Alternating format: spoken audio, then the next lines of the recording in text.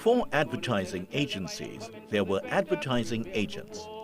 Franklin's Yearbook of 1916 lists Franklin's Electric Printery of 12 Abercrombie Street and W.H. Ewell of 77 Queen Street. Miss A. Lawrence of 48 High Street, San Fernando, was a newspaper and booking agent, and there were others like her in all the important towns. They sold advertising space for several newspapers, including the Port of Spain and San Fernando Gazettes. They also acted as sales reps for printeries who printed hundreds of magazines and almanacs at that time. The sale of advertising in the CIC Annual covered the entire printing cost for the college. V.S. Naipaul observes in the Middle Passage, there was a time when Trinidad had no advertising agencies, and the nearest we got to copywriting was Lima Call's freshness of A Breeze in a Bottle, and Mr. Fernandez's, if you don't drink rum, that's your business, but if you do drink rum, that is our business. Partners Julian Davies and Geoffrey Chizzy Chislett opened Trinidad and Tobago's first advertising agency at the Franklin's Printery location in the 1930s. Davies, described as a one-man creative powerhouse in advertising, was credited with bringing glamour, style, and creativity to the industry.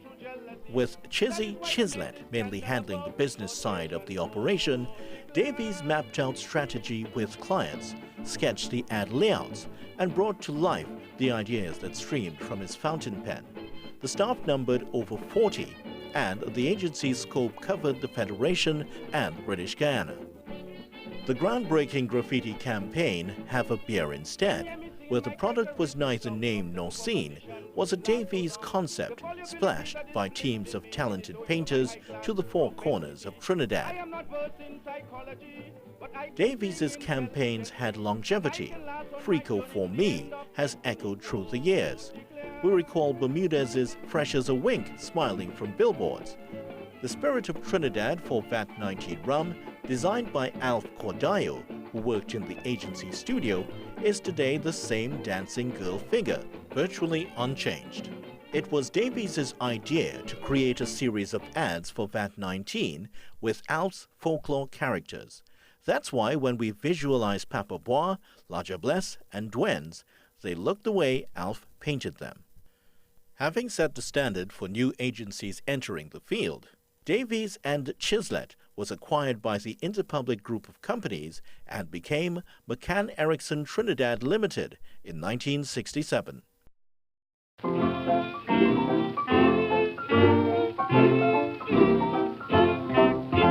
One Sunday morning, a chance to hear a rumbling and a tumbling in their atmosphere.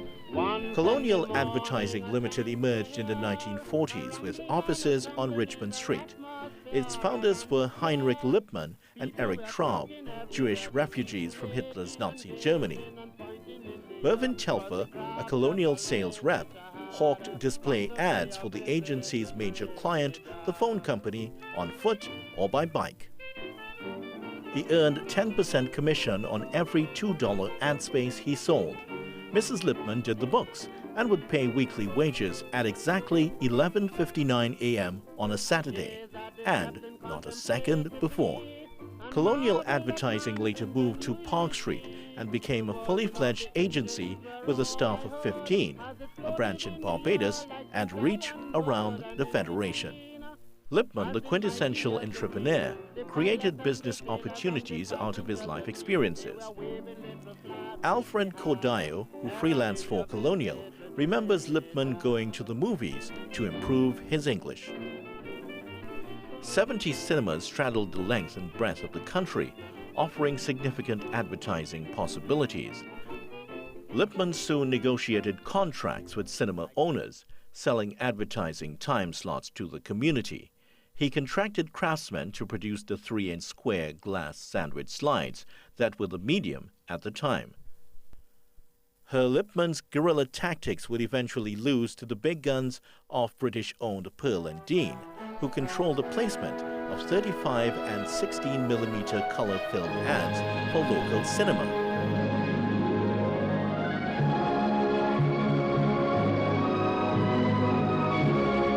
Colonial dominated outdoor advertising. The firm positioned 150 poster frames, approximately 8 by 4 feet, which were the British standard size all over the country. Posters printed in England were installed by poster hangers. They were regularly rotated due to either change of advertiser or message. Sturdily built and strategically placed on rooftops, some of these poster frames have endured to today. In another pioneering move, Colonial then erected 50 giant billboards, 50 by 20 feet, mainly on government lands along railway lines, which ran parallel to major roadways. These billboards were hand-painted by exceptionally talented artists. Agency artist Martin O'Brien, who made wooden letters and signs, recalls illustrating rally bicycles for outdoor signs. Records such as the U.S. Bureau of Foreign Commerce roster shows the ad industry flourishing over the next decade. Carib American Advertising Service Limited opened in 1953 and after many changes in ownership became Lonsdale Advertising Limited. In Trepidation, John Corbin was the founder of Corbin Advertising in Barbados, 1952, and thereafter expanded to Trinidad, 1955, Jamaica, 1962, Bermuda, 1968, and Haiti, 1985. In 1962, UK-based Hornblow Cox Freeman opened an office headed by Joyce Beston, and partners Kitty Inglefield and Patsy Kennedy opened Trinity Advertising Limited. Major Madison Avenue agency Norman Craig and Commel opened here in 1964 and was eventually headed by creative giant Rick Hernandez.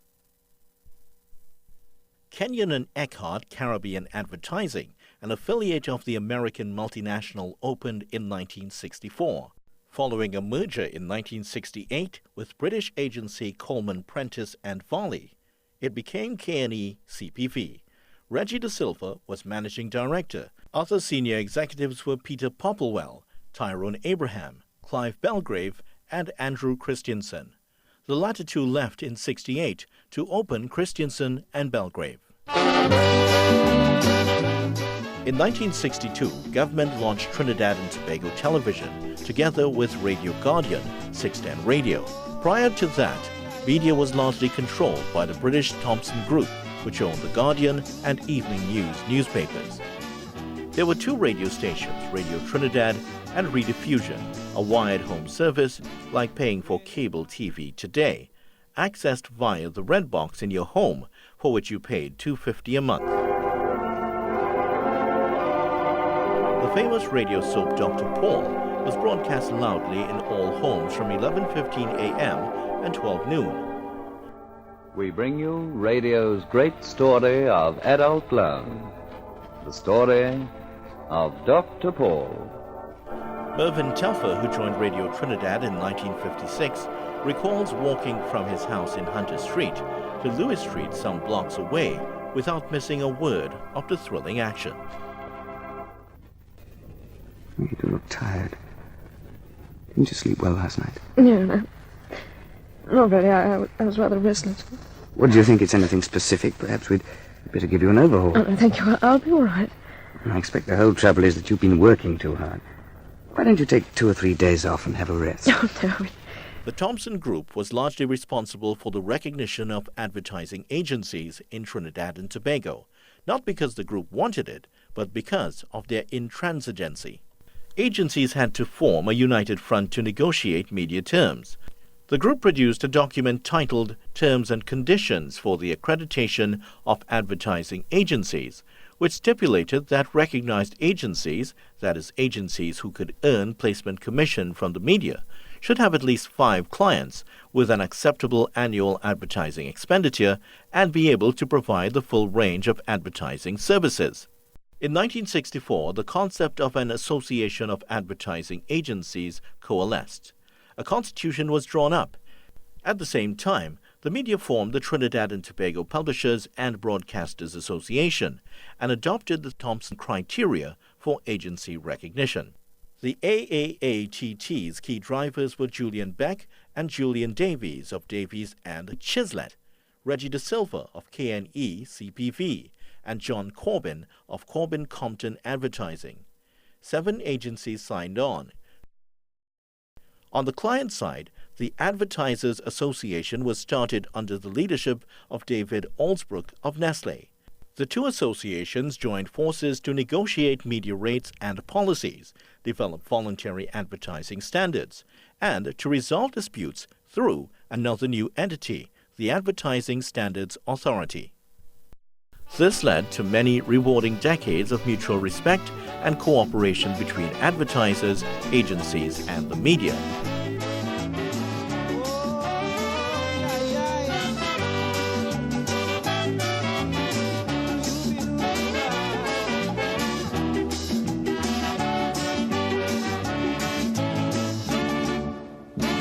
Trinidad is my land, and of it I am proud and glad.